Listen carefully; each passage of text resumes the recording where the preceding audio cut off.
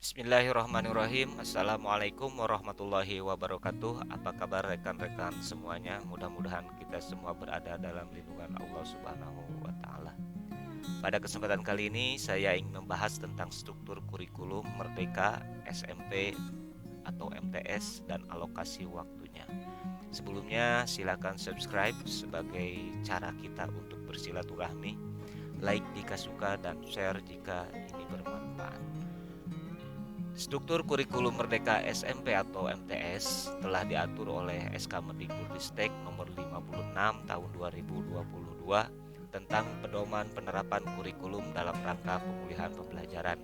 Versi aslinya telah disajikan di dalam video yang lainnya.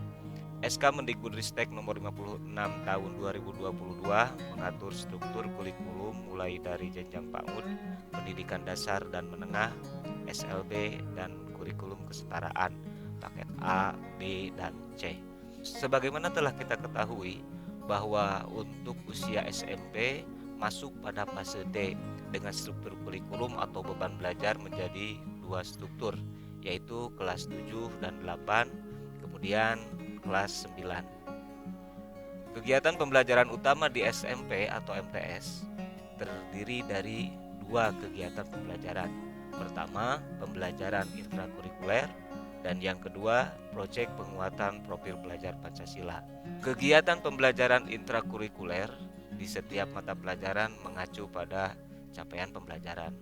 Proyek penguatan profil pelajar Pancasila atau disingkat dengan 5P terdiri dari 6 dimensi, yaitu dimensi beriman, bertakwa kepada Tuhan Yang Maha Esa dan berakhlak mulia, berkebinekaan global, gotong royong, mandiri, bernalar, dan kreatif.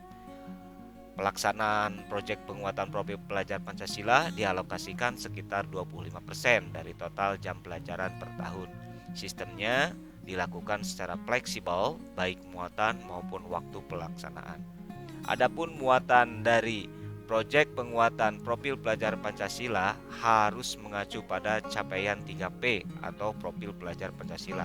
Sedangkan mengenai waktunya, proyek dapat dilaksanakan dengan menjumlah alokasi jam pelajaran 5P dari semua mata pelajaran dan jumlah total waktu pelaksanaan masing-masing proyek tidak harus sama. Mengenai sistematika penulisan struktur kurikulum, berikut ini adalah karakteristik penulisan struktur kurikulum berdasarkan kategori. Yang pertama, sistematika penulisan. Yang kedua, muatan atau mata pelajaran. Yang ketiga, alokasi waktu. Sistematika penulisan. Beban belajar setiap muatan atau mata pelajaran ditulis dalam jam pelajaran per tahun. Satuan pendidikan dapat mengelola alokasi waktu setiap minggunya secara fleksibel dalam 1 tahun ajaran. Kemudian muatan atau mata pelajaran. Mapel pendidikan agama diikuti oleh setiap peserta didik sesuai dengan agama masing-masing.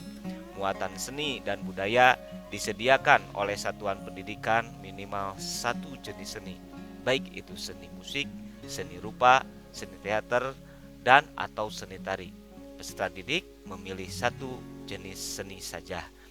Satuan pendidikan penyelenggara pendidik inklusif di SMP atau MTS menyediakan layanan program kebutuhan khusus sesuai kondisi peserta didik.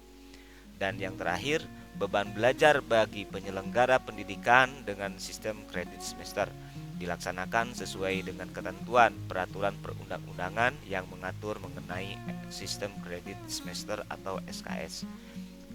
Berbicara masalah alokasi waktu, muatan lokal sebagai mata pelajaran pilihan paling banyak 2 jam pelajaran per minggu atau 72 jam pelajaran per tahun. Total jam di tabel tidak termasuk muatan lokal dan atau mata pelajaran tambahan yang diselenggarakan oleh satuan pendidikan. Muatan atau mata pelajaran di SMP atau MTS diantaranya adalah PAI dan Budi Pekerti, Pendidikan Pancasila, Bahasa Indonesia, Matematika, Ilmu Pengetahuan Alam, Ilmu Pengetahuan Sosial, Bahasa Inggris, PJOK, Informatika, Seni, dan Budaya. Kemudian yang terakhir adalah muatan lokal. Struktur kurikulum Merdeka kelas 7 dan 8 ini memiliki beban belajar yang diasumsikan 1 tahun berjumlah 36 minggu dengan alokasi waktu 1 jam pelajaran adalah 40 menit. Berikut ini adalah tabel mengenai struktur kurikulum SMP atau MTS untuk kelas 7 dan 8. Yang pertama adalah PAI atau Pendidikan Agama Islam. Tentu saja tanpa mengurangi rasa hormat, ini berlaku juga untuk agama-agama yang lainnya. Di kolom yang berikutnya ada alokasi intrakurikuler per tahun dan per minggu. Kemudian alokasi 5P dan yang terakhir total jam pelajaran per tahun. Yang pertama PAI dan Budi Pekerti, yang kedua Pendidikan Pancasila. Masing-masing 72 jam pelajaran per tahun atau 2 jam pelajaran per minggu.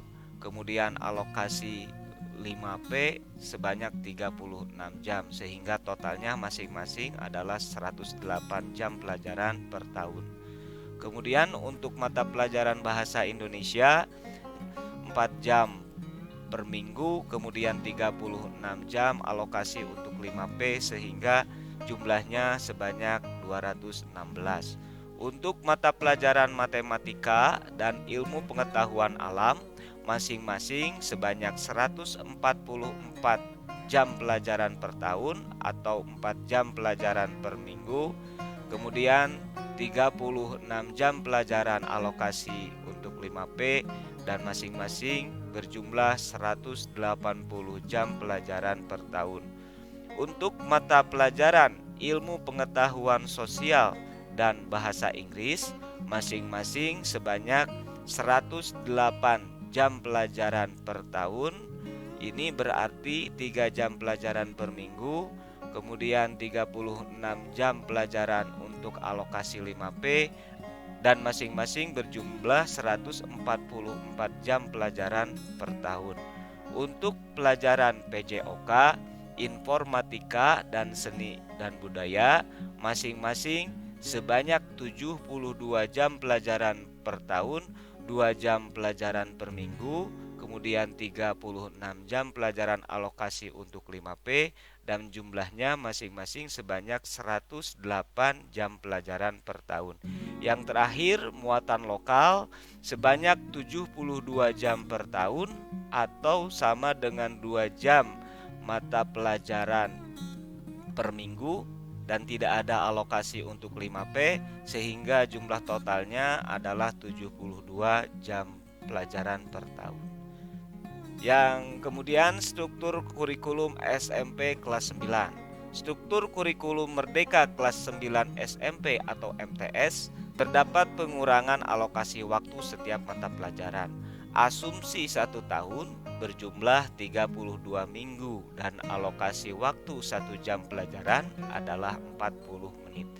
Berikut adalah tabel mengenai mata pelajaran beserta alokasi intrakurikuler, alokasi untuk 5P dan total jam pelajaran per tahun. Yang pertama, Pendidikan Agama Islam dan Budi Pekerti, sekali lagi tanpa mengurangi rasa hormat, berarti ini sama dengan agama yang lainnya. Pendidikan Agama Islam dan Budi Pekerti. Kemudian yang kedua Pendidikan Pancasila masing-masing sebanyak 64 jam pelajaran per tahun atau sama dengan 2 jam pelajaran per minggu.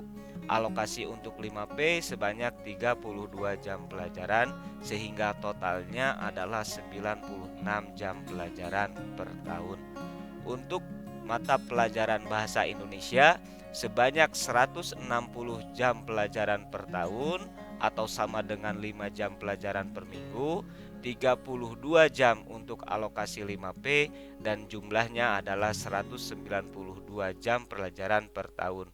Untuk mata pelajaran matematika dan ilmu pengetahuan alam masing-masing sebanyak 128 jam pelajaran per tahun atau sama dengan 4 jam pelajaran per minggu, kemudian 32 jam pelajaran alokasi untuk 5P dan masing-masing berjumlah 160 jam pelajaran per tahun. Untuk mata pelajaran ilmu pengetahuan sosial dan bahasa Inggris masing-masing sebanyak 96 jam pelajaran per tahun atau sama dengan 3 jam pelajaran per minggu. Alokasi untuk 5P sebanyak 32 jam sehingga jumlah jam pelajaran per tahun sebanyak 128 jam pelajaran. Untuk mata pelajaran PJOK, Informatika, Seni dan Budaya masing-masing sebanyak 64 jam pelajaran per tahun atau sama dengan 2 jam pelajaran per minggu. Kemudian alokasi waktu untuk 5P sebanyak 32 jam per tahun sehingga jumlah per tahun jam pelajarannya adalah 96 jam pelajaran. Yang terakhir untuk muatan lokal sebanyak 64 jam pelajaran per tahun atau sama dengan 2 jam pelajaran per minggu. Tidak ada alokasi untuk 5P dan jumlah jam pelajaran per tahun sebanyak 64 jam pelajaran. Kemudian pengembangan muatan lokal di kurikulum Merdeka, sekolah atau madrasah secara fleksibel dapat mengembangkan kurikulum muatan lokal dengan 3 pilihan, yaitu yang pertama, mengintegrasikan ke dalam mata pelajaran lain, yang kedua, mengintegrasikan ke dalam tema 5P dan atau yang ketiga, mengembangkan mata pelajaran yang berdiri sendiri.